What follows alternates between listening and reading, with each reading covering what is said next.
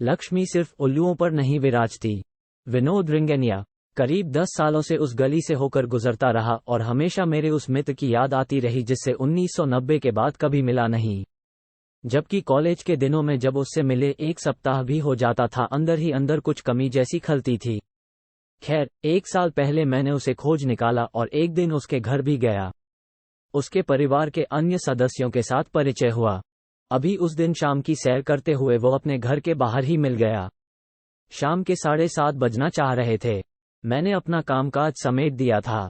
उसने बताया कि वो अपने सीए के पास जा रहा है। उसके हाथ में दस्तावेजों से भरा थैला था। मैंने मजाक किया कि जिस तरह हिंदू औरतों के शादीशुदा होने की निशानी उनकी मांग का सिंदूर होता है, वैसे ही शादीशुदा मर्दों की निशानी उसके हाथ का थैला होता है। वो मुस्कुराया। लगा कि जल्दी में है। मैंने भी जल्दी जल्दी में कह दिया कि मेरी पुस्तक ट्रेन टू बांग्लादेश का असमिया संस्करण निकला है, चाहो तो कभी तुम्हें दे जा सकता हूँ। सोचा कि उसकी शायद रुचि हो क्योंकि वो बांग्लादेश को निर्यात भी करता है।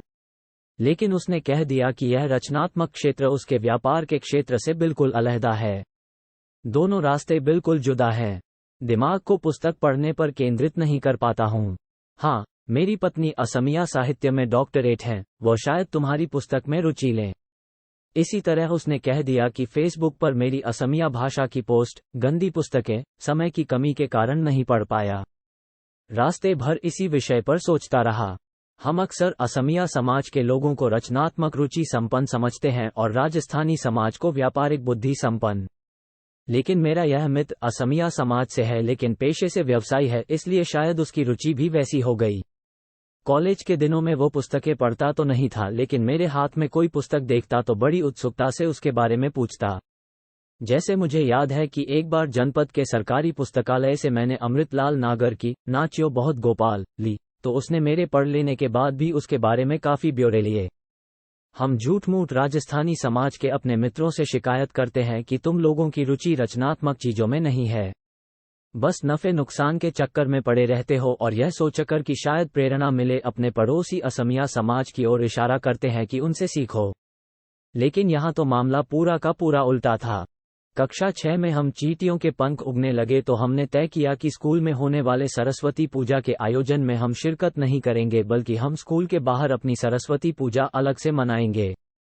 इस पर स्कूल के सेक्रेटरी साहब ने हम बच्चों को अपने घर पर बुलाया और इस तरह के अलगाववाद से दूर रहने की हिदायत दी।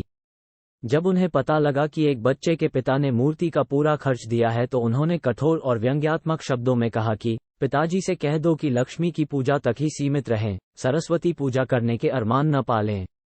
उसी दिन मन में प्रश्न उदय हुआ कि क्या सचमुच व्यापार और कला संस्कृति साहित्य दो विपरीत चीजें हैं और एक की आराधना करने वाले के लिए दूसरे की ओर देखना भी वर्जित हो जाता है? कम से कम भारत में तो ऐसा ही दृश्य दिखाई देता है। लेकिन भारत में तो हमें ये भी सिखाया जाता है कि धन पाना है तो नियत तिथि और समय पर लक्ष्मी की आराधना करना अनिवार्य है। पर जब हम पूछते हैं कि भाई धरती के दो बड़े धनी देश अमेरिका और सऊदी अरब दोनों क्रमशः ईसाई और मुसलमान हैं, तो इसका क्या राज है? ऐसे प्रश्न पूछने पर हमें कुतर्की कहकर चर्चा से बाहर निकल जाने का रास्ता दिखा दिया जाता है। दरअसल उपरोक्त सोच से ही एक गरीब ब्राह्मण था वाली कहानियों का जन्म हुआ है। यानी कोई विद्याध्ययन करने वाला है तो उसे गरीब ही होना होगा। वो महंगी कार में घूमने, हवाई यात्राएं करने और घर में एसी लगाने की कल्पना नहीं कर सकता। अचानक ध्यान आता है कि अमेरिका में जिन धनी लोगों का नाम सबसे ऊपर आता है वे अपने प्रशंसकों को ये भी सलाह देते हैं कि कौन सी पुस्तकें पढ़नी चाहिए। ये लेखक खुद इंटरनेट पर यह देखता रहता है कि बिल गेट्स ने इन दिनों कौन सी किताबों को रिकमेंड किया है, जकरबर्ग कौन सी पुस्तकें पढ़ने की सलाह दे रहा है।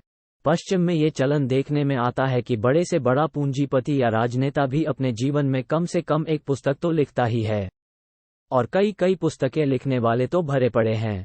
स्टीव जॉब्स के प्रसिद्ध भाषण के पीछे तो युवा पीढ़ी पागल है। हमारे यहाँ ये धारणा बन गई है कि कोई यदि राजनेता है तो उसका पढ़ाई लिखाई या संगीत से कोई नाता नहीं होगा। लेकिन अमेरिका में हर संगीत प्रेमी साल के अंत में जारी होने वाली एक सूची की बोर्ड जोहता है। ये सूची और कोई नहीं, पूर्व राष्ट्रपति ओबामा जारी करते हैं। इस सूची में जिसका गाना शामिल हो जाता है उसके संगीत को सुनने वालों की संख्या अचानक बढ़ जाती है। उदाहरण के लिए 2019 में अमेरिका से भारत लौटे गायक प्रतीक कुहाद का गाना जब इस सूची में शामिल हो गया तो दुनिया भर में उनको सुनने वालों की संख्या अचानक से बढ़ गई। हमारे यहाँ भी हम देखते हैं नंदन नीलकेनी जैसे पूंजीपतियों ने जीवन की सोच को बदलने वाली पुस्तकें लिखी हैं। युवा पीढ़ी उनकी भी दीवानी है। आज जब इस लेखक की रगों में खून को दौड़ते हुए 61 साल पूरे हो गए तो उसकी यह धारणा भी पूरी तरह मजबूत हो गई है कि लक्ष्मी के पूजक को सरस्वती की आराधना पर भी ध्यान देना चाहिए और वह ऐसा आसानी से कर सकता है। औसतन 99% व्यवसायी अपने दिन के 2 से 3 घंटे बकवास चीजों पर खर्च करते हैं, लेकिन बचपन से वैसा मानसिक अभ्यास नहीं होने के कारण वे इस समय को सरस्वती की आराधना में नहीं लगा पाते। फिर उनकी इस गलत धारणा को बचपन से ही बढ़ावा मिलता है। इसी तरह सरस्वती का साधक कोई लेखक, पत्रकार, प्रोफेसर, कलाकार, गायक चाहे तो करोड़ों की कमाई कर सकता है और उसे करना भी चाहिए। यदि आप कोई बात ठीक से नहीं जानते तो उसे बच्चों के सामने व्यक्त नहीं करना चाहिए, क्योंकि बच्चे ऐसी बातों की गांठ बांध लेते हैं और उसी मार्ग पर चलने लगते हैं। जैसे कोई राजनीतिक व्यक्ति अंग्रेजी के खिलाफ कोई भाषण वगैरह देता है तो अंग्रेजी विषय में कमजोर बच्चा कहने लगता है कि मैं हमें गुलाम बनाने वालों की भाषा क्यों पढ़ूं। यही बात पढ़ाई लिखाई में कमजोर लक्ष्मीपुत्रों पर लागू होती है जो कहने लगते हैं कि मैं तो लक्ष्मीपुत्र हूं, मुझे सरस्वती से क्या लेना देना। संपर्क 9864072186।